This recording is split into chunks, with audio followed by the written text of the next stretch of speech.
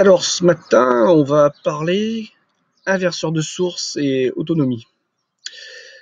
Alors, tout d'abord, qu'est-ce qu'un inverseur de source? Un inverseur de source, c'est un dispositif que vous allez commuter manuellement ou de façon automatisée et dont la commutation va permettre d'inverser le sens, enfin l'origine de l'alimentation électrique en sortie de cet appareil.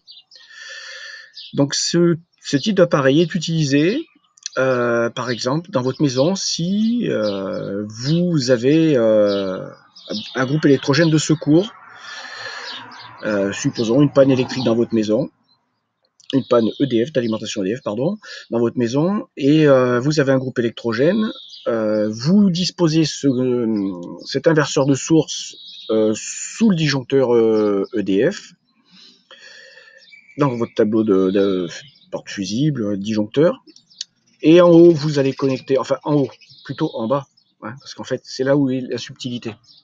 C'est qu'en fait, normalement, en norme électrique, on met les sources d'alimentation en haut et la sortie vers le bas.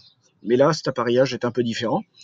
Donc, on voit qu'on rentre vers le bas, donc arrivée EDF ou arrivée générateur dans le groupe électrogène. Donc, on se rend compte que cet appareil va vous servir à alimenter votre maison par deux sources différentes en fonction des cas de figure. Donc ça, c'est le cas de figure, on va dire, standard. C'est un petit appareil qui est très pratique dans ce cas de figure. Quand vous êtes en montagne, par exemple, que vous avez éventuellement des coupures et que vous avez besoin d'un groupe électrogène, vous allez utiliser ce dispositif. Ça vous évitera de faire des branchements lorsque vous êtes face à cette situation.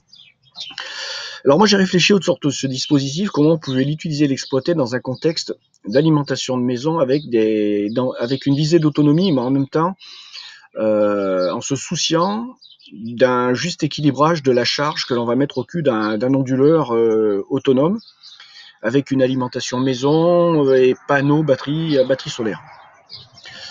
Donc, on va continuer un peu sur ce petit dispositif. Est-ce que je vais... Oui, voilà.